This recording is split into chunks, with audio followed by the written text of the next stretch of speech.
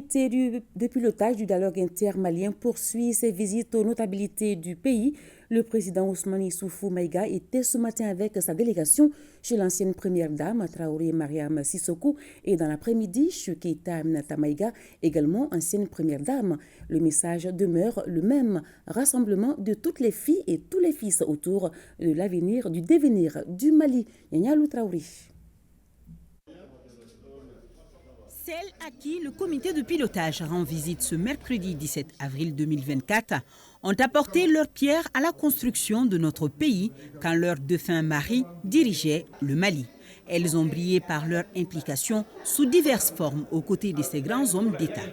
Comme les griots du Mandé aiment à le rappeler dans leur chanson Boyabé, Boyamasegibé, autrement dit, rendre à César ce qui est à César.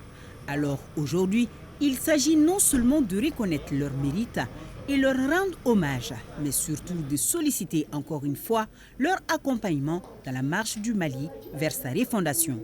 Keïta Aminata Maïga et Traoré Mariam Sissoko ont accueilli la délégation conformément aux règles établies par la tradition malienne.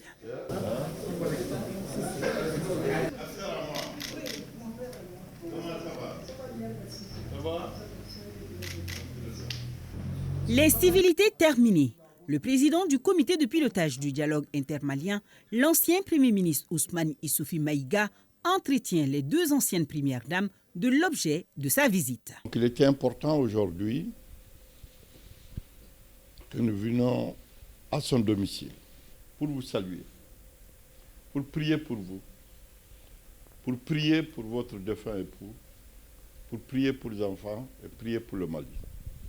Et vous demandez vous aussi, merci à votre âge de nous recevoir, de croire qu'il y a toujours un chemin favorable pour des sorties de crise. Vos bénédictions, vos conseils, vos suggestions seront capitalisés et seront retenus par nous. Si aujourd'hui, avec les vicissitudes de la vie et les vicissitudes de la vie politique, nous sommes là, c'est pour servir notre pays, malgré notre âge. Malheureusement, jusqu'à aujourd'hui, on n'a pas trouvé la voie qui nous conduit à la paix et à la réconciliation nationale. Donc nous sommes venus en même temps prier pour le défunt, votre époux,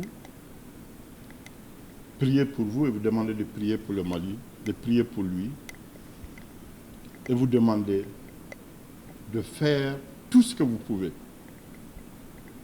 pour que les Maliens puissent se parler, où est-ce qu'ils se trouvent. L'histoire retiendra la démarche de ce jour. Elle est doublement symbolique puisqu'elle vise des objectifs nobles. Le président feu le général Moussa Traoré.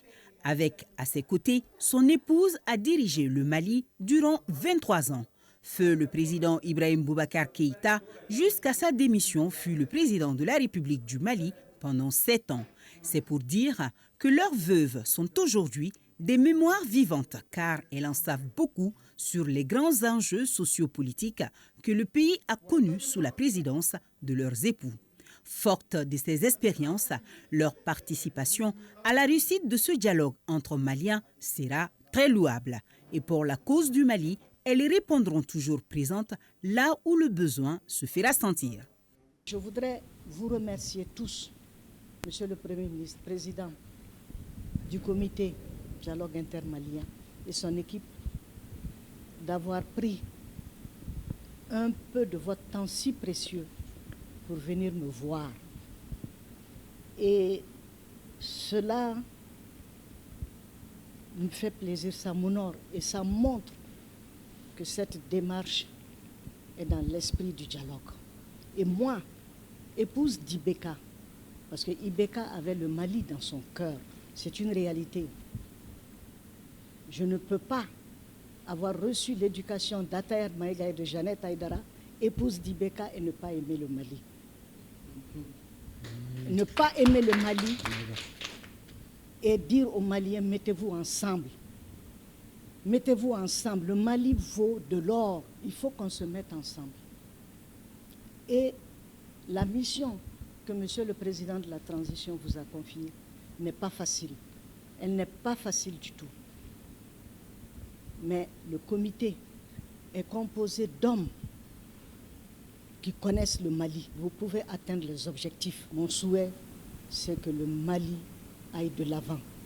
Les Maliens soient réconciliés. Moi, je vous fais des bénédictions. Dieu vous accompagne dans votre mission et Dieu bénisse le Mali. Nous devons tous participer. Nous sommes tous concernés, à un titre ou à un autre. Le Mali appartient à tous les Maliens. Nous pouvons être en discorde de temps en temps. C'est normal. Tout le monde doit participer. Personne n'a le droit. Personne, je dis, n'a le droit de refuser ce dialogue. Personne. Sinon, vous serez rattrapé un jour par le problème.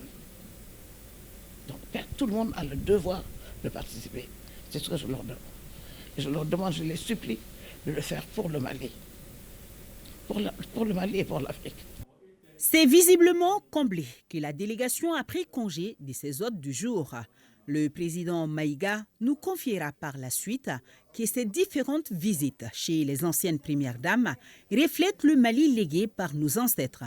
Généreux et confiants, courageux et braves et surtout fiers et dignes.